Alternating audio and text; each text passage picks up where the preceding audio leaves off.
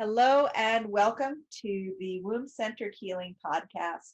I'm Sama Morningstar and I have Antje Howard with me here today. Thank you so much for joining us, Antje. Antje and I have been collaborating and co-creating creativity, awakening our creativity center, therapeutic creativity courses for a little while now. We just completed a co-created course called Activate Your Creative Power, where we combined the therapeutic drawing methods that Antje is so passionate about, and now me too, with the writing from the womb practices, the therapeutic writing practices that I'm so passionate about, and now Antje too. They really go together really well. So I'm so excited to have you on the show today, Antje, and we wanted to come on and talk about um, an introductory course that you're offering about this therapeutic drawing modality that is so wonderful, called Neurographica, that you've been sharing and teaching, and that we've started to play with together. So can you introduce yourself a little bit more and share about your journey with art and how it's become a therapeutic thing, and what that's all about? Thank you, Sama. So, hello everyone. My name is Antje Howard. I am living in California now, but I'm originally from Germany, from Berlin. And my story with art was very sad, I have to say, when I was young. I was always interested in art and I always loved art and I admired artists, but I was taught very early in life that I was not one of them. I was not an artist. I actually went to a high school that was supposed to be focusing on arts. But what they focused on instead was to sort out the artists from the non-artists, and I was in the later group. We Oh, had some very yeah, we had like some very, very talented kids in our classes, of course. And what my art teacher did was compare everyone to the best. So there was no getting there. I had a good friend of mine actually who was studying college art classes when she was 12. She was like a prodigy artist. And so she was in my class, and all my work was always compared to her work. So it was never as good, never good enough. And that was one of the patterns that I took on early in life, when I was a teenager. Like when it's kind of important to be supported, and that was definitely not supporting. So from that, my story with art did not stop. It was still always my life. I was always created. I created a lot of different things, but I did never call it art, because I had taken on a belief system that made me believe that I can only be an artist if somebody else allows me to be an artist, if I have the right education, go to the right school, do the right thing. I instead went into education. I have a degree in educational science, is called in Germany, and cultural anthropology and politics. So I went like in many different directions, and I was always still connected to it. I took a lot of art uh, art teacher classes in college, and I ended up working in art teacher education after college. I actually worked as a lecturer at a university and I was teaching future art teachers, but I would still never, ever, ever say out loud that I'm an artist. It was like I would bite my tongue if I would ever say that sentence. But everybody that I was working with was artists, and I was the only one in the whole faculty that did not have an art degree. So I was feeling very alienated, even though in hindsight, it was a perfectly like made perfect sense to be a step in my life, because that's the steps I had to take, and I was always an artist. I just didn't see it. Well, So Anja, I have a question. How within this system that had told you so many times that your artistic creations didn't qualify as art, how did you manage to become a teacher for other art instructors? What qualifications did you end up being able to present when you went to apply for that job? I mean, what I don't understand how you managed to sneak your way in there. yeah, that is really, yeah, it's really funny. Like the professor that I graduated with, he his focus was on media and art. And my final project that I did for my master's degree was I went and did a field research in little schools in the middle of nowhere in Peru where they use computers. So he was really fascinated with the work that I did. And he moved from Hamburg University, where I was studying, to Cologne, which is in the west of Germany, to be an art professor. And he asked me to come. So I was invited. I did not apply for a job. It just came into my life. It was literally one of those, okay, I guess I'm going to do that. So So were you I was invited to, I'm sorry, were you invited to teach about that topic, media and art, and using computers to teach art? Is that what you were invited to teach a specific thing? well, I actually ended up teaching visual anthropology because that was one of the things that I focused on in my cultural anthropology studies, where we look at visual representation of culture and the visual research of culture. So it's on the one hand, everything that culture produces that is visual that we can look at as researchers from this perspective of how does it look and analyze it. And then on the other hand, it is using photography, film, visual methods in research. So that was one of the things that I just focused on when I was studying. And I told him about it, and he was totally into that. And he was like, "You got to teach that to my students." Mm. And then I was teaching one class that was my favorite class. It was artistic research, where we combine research methods and art. So I was kind of sticking with what I was good at and what I feel kind of safe with too, because I focused especially on research methods when I was studying, and also like as part of my final papers and everything, my final things. And so I was like surrounded by all these artists, and of course I sucked up everything. It was like a good surrounding for me, but in the end, I found it very difficult to work in that environment, not because of the artists, but because of the big industrial complex kind of system that the university is. Because at one point I felt that I am in the most creative department that you can be at a college. And still, I feel like I'm this little wheel that's just turning with a big wheel, and I don't have freedom in what I do, even though I had the most freedom possible. Well, it's So interesting. this is why I quit. Yeah, right. And it's interesting what you're describing, because here you were teaching the art teachers, but you weren't teaching them about creating art. You were teaching them about what art means and how to interpret what art means collectively in the cultural environment, and how to do research about that, and all this like thinking and analyzing and appreciating, of course, but also like probably, a lot of people's research in that structure is going to be about what's the best art and what's not so good art, because there's going to be people who really emphasize that aspect of it, right? That's what you encountered from the get-go. But then there's going to be all this, qualitative research. What does it mean? What does it mean for society? What does it mean for people?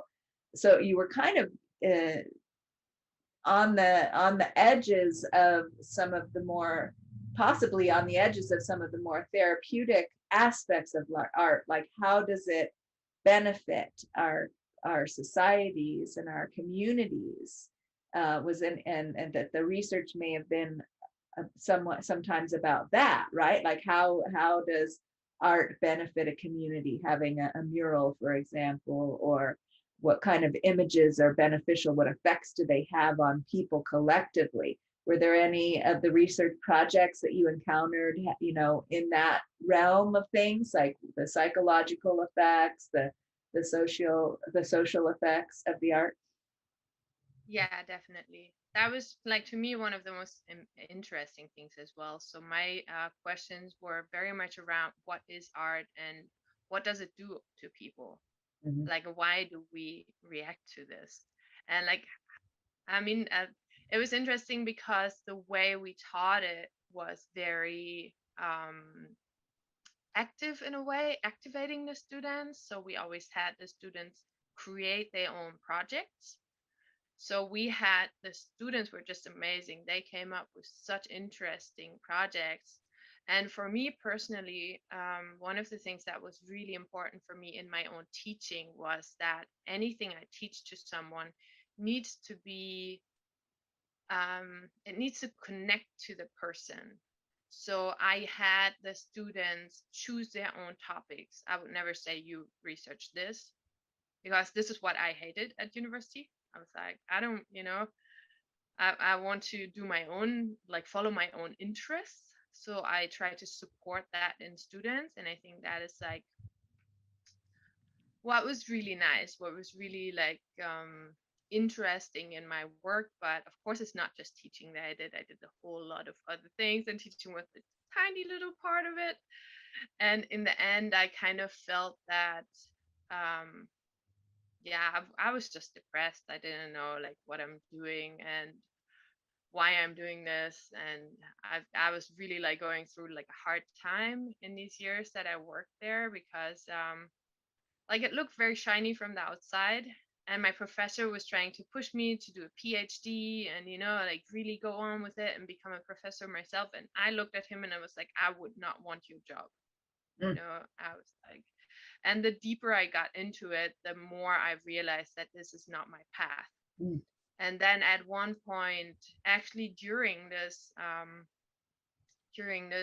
episode in my life, I started creating more art, but really in a way that I felt I had to do something because everything was so much in the head, so much in the mind. I had to do something with my hands. I started drawing and painting, and I would never show it to anyone, and I would not call it art. And I was doing that behind closed doors, mm. locking my door, locking Right. me inside the dark room, and just creating. And that was like kind of the first time when I realized that art for me personally does have a very therapeutic effect. And I think that's when I got more and more interested in the therapeutic, um, like art therapy as its own uh, way, its own path. And so when I quit my job, I just went traveling. And I was really kind of like, okay, I need to reorient myself and change something in my life. I'm not sure what I'm actually doing here. So I went traveling and I went to California because I had a bunch of friends here and I've been here before and I really liked it. And I thought, okay, my big plan was to go down to South America again, and I never made it because I met a man that I'm married to right now and living with. So I got stuck here. I don't And know if got stuck is the right word for that. You met a man, you got married, you live in a beautiful area in California. I don't know if I'd call that stuck. I'd call that maybe blessed. yeah, that's definitely true. I definitely felt that there was something here for me that was completely new. It was a big step because, as I said, I went from like, having a real job and having a complete life and everything to living in the forest, literally. I went from the city to the most rural place I could ever imagine. And it was so healing for me to just be away from people, only in nature, really isolated too. Like the first place where we lived for the first 2 years, there was no phone service. There was nothing, no phone, no internet, no nothing. And I think I needed that to kind of detox from society and detox from these years of sitting in front of the computer with the internet on all the time, with the phone all the time. So that actually brought me deeper into making art, and I started journaling. I started drawing more. I made a lot of jewelry. I learned macrame when I was in Peru, and I really got into that and made it, just created, just I kept creating, and I didn't know where it was going to go yet. It didn't really have this kind of feeling of a goal. It was just I had to create and to kind of process things out. So I would always like look at my drawings later and see where I was at that moment. And then a few years skip forward, in 2019, I was here for 4 years. Now I'm here for 6 years. I found Neurographica. So this is when this entire art journey kind of went to a place where I found something. And literally in the beginning, I just saw a picture on Facebook, and everything was in Russian because the founder of the method is Russian. So the only word that I could read that was not in Cyrillic writing was this word Neurographica. So I started researching like crazy, trying to find out what this is. And I eventually found a teacher who was teaching the method in English, and she did this introductory course. And I remember the very first drawing I did with her was this great revelation for me. I saw why, like literally, I saw why I could not allow myself to be an artist, and it changed my life. And that was the very first drawing. So it was so impactful for me from the very beginning that I realized, okay, this is something that I need in my life and that I want to focus on more. And luckily, there was is actually a school in Switzerland where they teach the method in German. German was the first language that Neurographica was taught in after Russian. So I got so lucky to be able to speak German and take these classes there. So I took the first professional class there, became a Neurographica specialist, and then I decided right away to do a year-long teacher training that I just finished in the beginning of this year. And that was very intense. So the entire last year, I was drawing almost every day. I went through so many different art processes and learned so much and really found a way for me to use it as a healing method. Pavel Kiskarev, the founder of the method, he promotes it more as a coaching practice. So he says it can be therapeutic, but it's not an art therapy. But I think, you know, you can look at it from different ways. You can definitely, I think, like if somebody is the art therapist, they can use it in the art therapy 100%. It's definitely going to work. And then, yeah, this is how I got to it. And now I'm deep in it. And now I'm starting to teach this exact first introductory course that I took a year ago, or a little bit over a year ago. That really changed my life, and I really hope that I can change someone's life with it. Right. Well, it sounds to me like what was so healing for you about it was to, it sounds like you encountered the belief systems that were telling you that you didn't get to be an artist because to qualify as an artist, you needed to have certain innate abilities or something like that, and that they're, and so I'm curious, could you share a little bit more about that? What did you discover about art versus not art, what did you discover that had been holding you back with your creativity that was so impactful for you in that first class?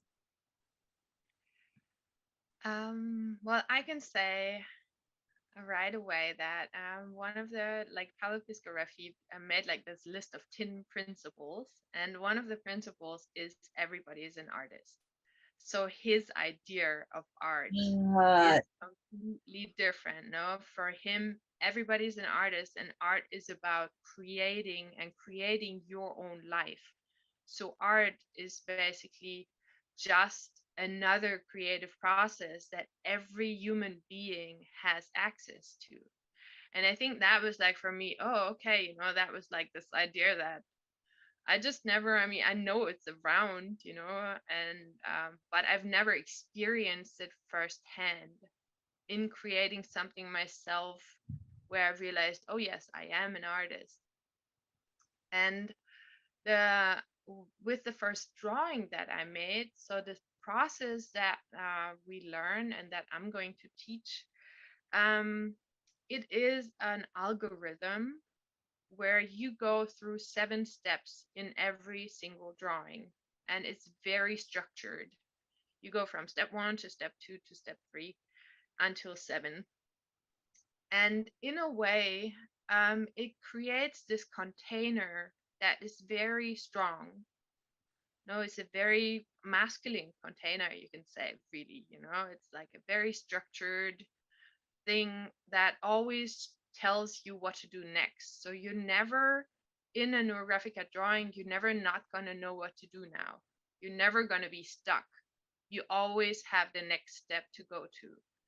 And that makes it very free because inside of this container, you can really let your inner artist express, let your inner child express.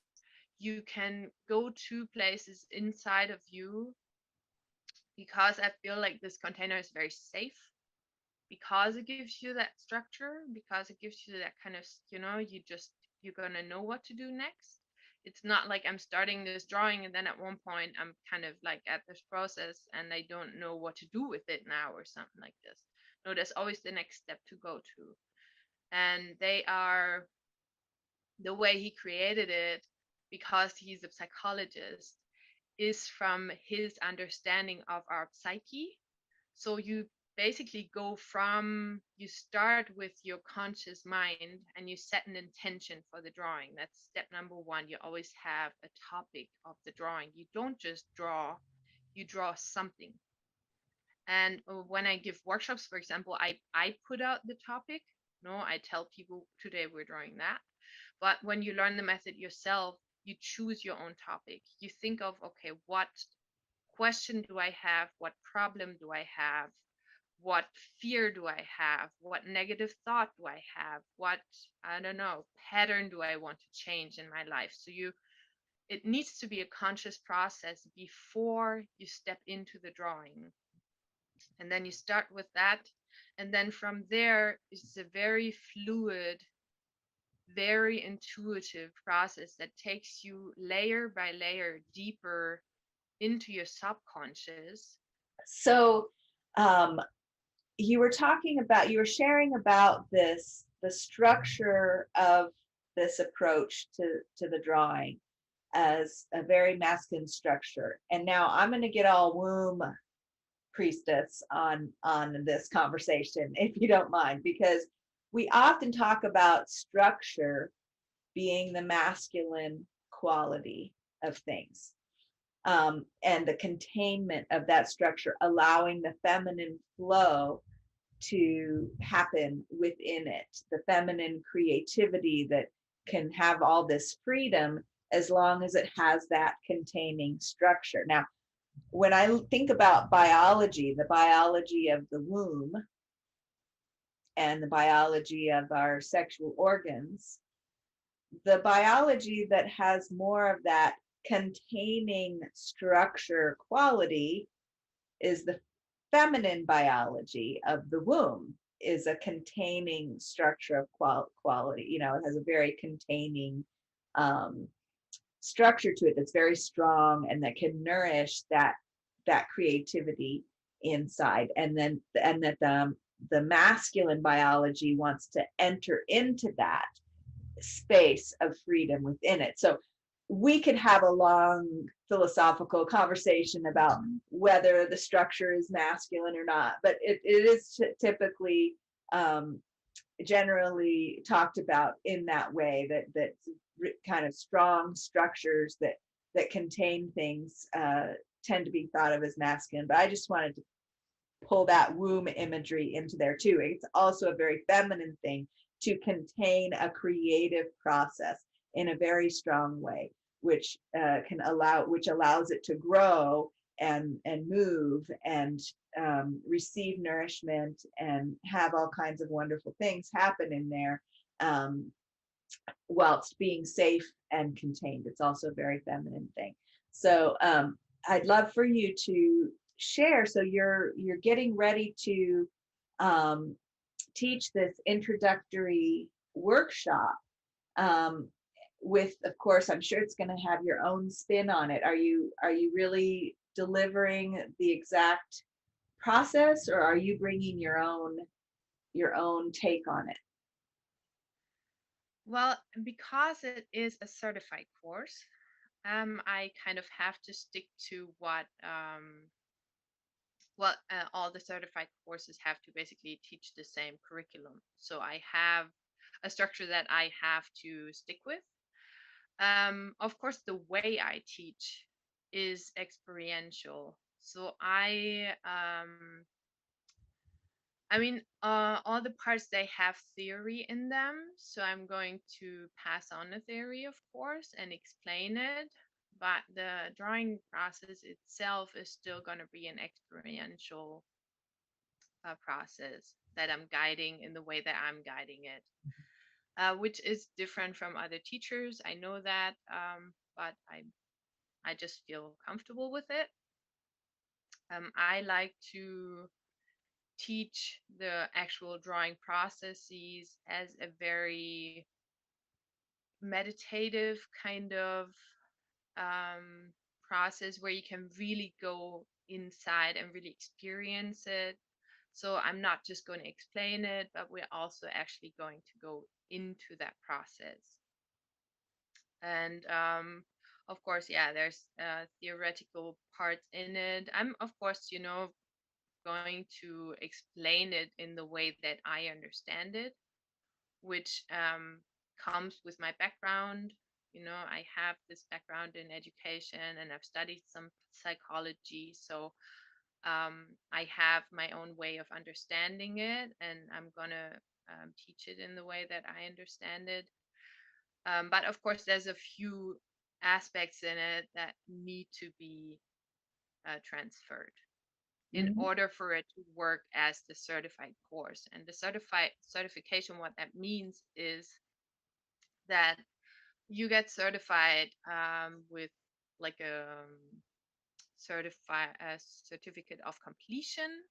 So the certificate does not allow you to teach it or pass it on or anything like that, but it will allow you to take further professional courses. Mhm. So it's a step So towards becoming a certified neurographica instructor, but it's not the complete course. It's just the beginning of that certification. Oh, beautiful. yeah. And I mean, the instructor course literally takes a year.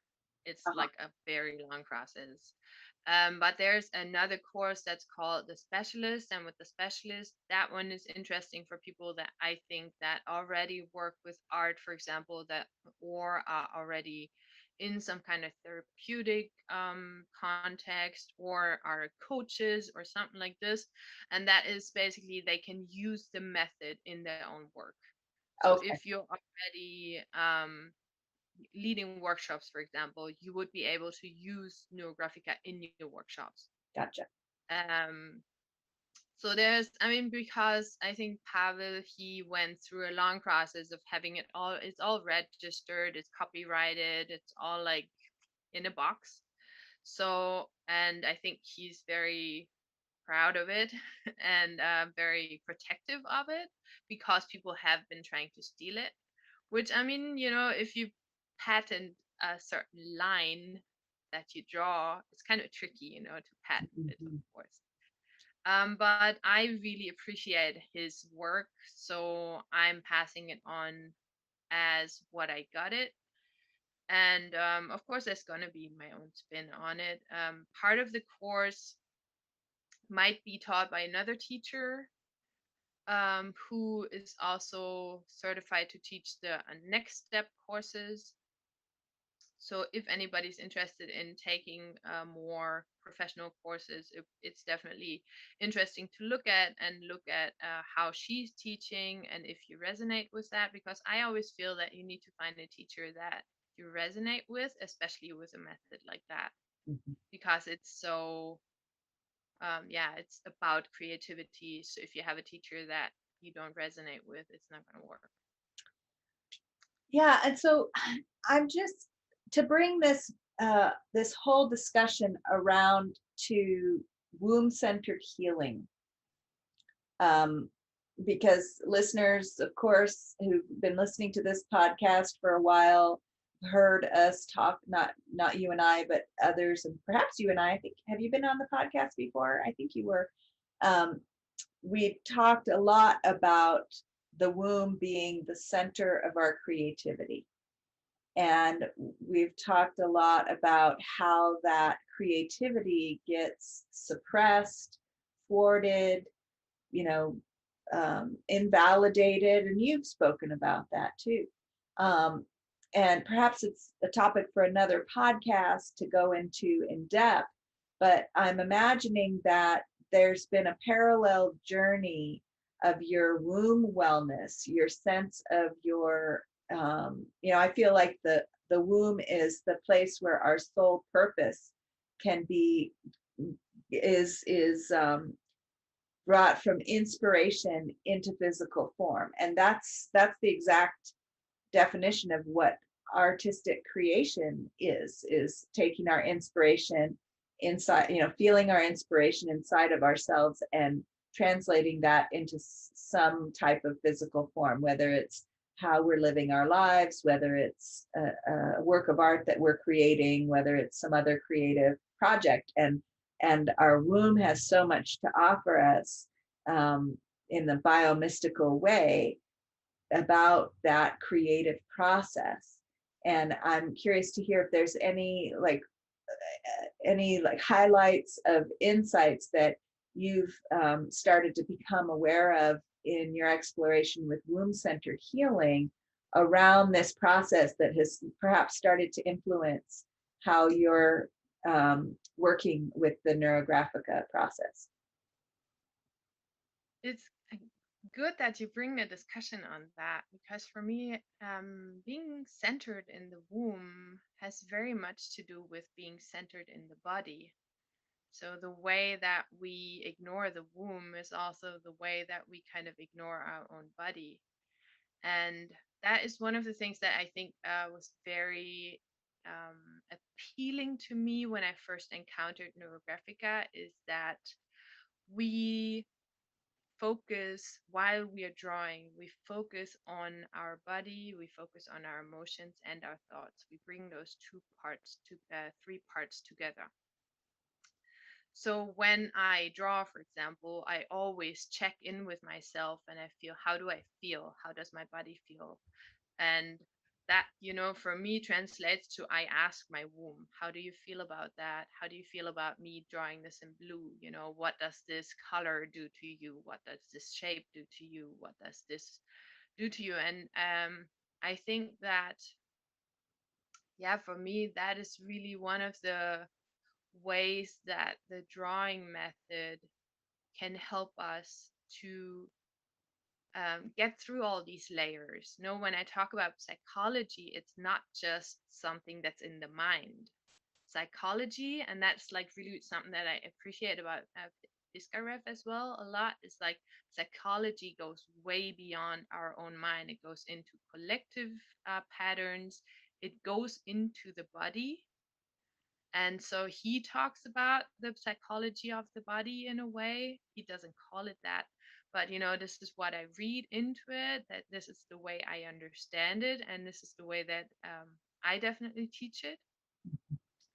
So in throughout the drawing process, we go layer by layer deeper into our being, and seeing the being as from, okay, we start with a thought, or we can also start with a feeling. We can even start with a body sensation. We can ask in a drawing, why do I have this pain in my wrist? I can make a drawing about that. So it can literally be anything. But then we go from this kind of setting out the intention, putting out the idea, writing the word, to going deeper and deeper into it and looking at, okay, what emotions are connected to this, what emotions come up when I draw this, and what body sensations come up. And there I really often feel that I feel something inside my belly. There is something there that communicates with me. So it actually helps me to receive more messages. And then I have the ability through the drawing to translate the message that comes through my body into form, into shape, into color, and into something that I can look at afterwards. So it's a little bit like the writing process. You go from this feeling that you have inside of you, you go into this space that's very physical and very like, yeah, I don't know, this warm, dark space, that's very mystical, really. And you bring something up and translate it into a different form, translate it into words. So where you translate it into words, I translate it into a drawing. Beautiful.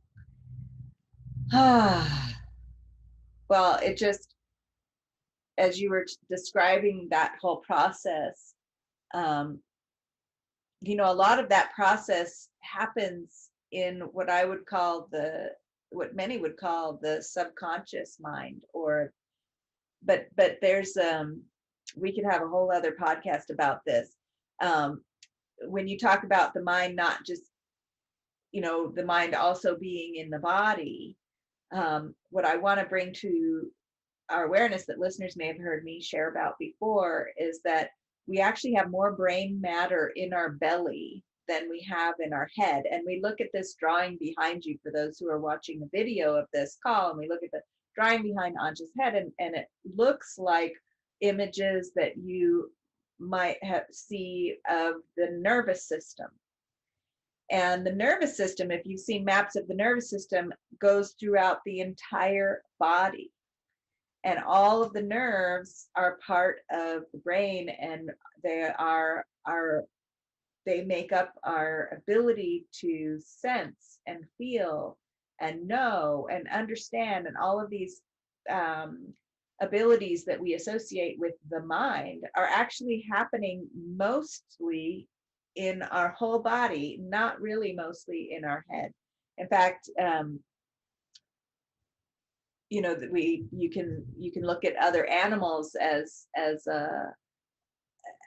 for information about this, and like the octopus, for example, has most of its brain, most of its mind is in its tentacles, right? It's not in its head. And we're kind of similar to that. Although we do have this big brain, we tend to get focused in the big brain. But you know what? The type of brain function that we're taught is most important. The analytical thinking brain, the logical thinking brain, only happens in about 5% of our brain matter. And that's what we're taught that is the most important thing to learn how to use. And that the rest of the brain matter, which has more of a dream state kind of abilities, and our spatial body awareness abilities, and our sensory input and understanding of our senses, and all of that makes up the whole rest of the brain. But we're taught to disregard that. We're taught to ignore how we feel. We're taught to ignore our emotions. None of that's important. We're taught to ignore our dreams, our intuition, our extrasensory abilities. And so that type of education is really diminishing our ability to connect with our full capacity. And so it seems to me like these kinds of practices where we're um, learning to connect with and express this other way of knowing and seeing and feeling and thinking, even this that's focused on creativity and self-expression, that's free of the judgmental hierarchical approach to art that was so harmful to many of us, like you've described at the beginning of your story today, and coming into a way of being that allows, gives everyone permission to fully express their artistic purpose and their artistic inspiration, and to receive the healing benefits of just that permission. It's so beautiful. I'm so grateful for you for coming on here and for working together with me to further these intentions. And so if folks want to get in touch with you about this upcoming workshop, this neurographica training, they can go to your website. Or can you tell us how they can get in touch with you? Yeah, they can definitely go to my website. They can basically contact me anywhere, and they can contact me over my Facebook page, over my website, over my Instagram. It's all NeuroArt Project. NeuroArtProject.net is my website, and then I'm on Facebook and on Instagram as NeuroArt Project. I also have a YouTube channel where I have some free videos, hopefully getting more.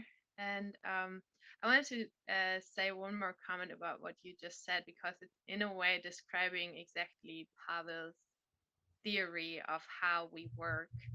So when he brings together the body, the emotions, and the mind, he actually puts them on top of each other, and he says, what we first experience as human beings is always the body.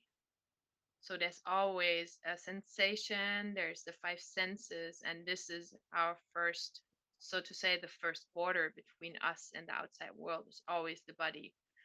And then we learn over time, we have experiences that our body experiences, and from those come emotions. So we have no comfortable experiences and uncomfortable experiences.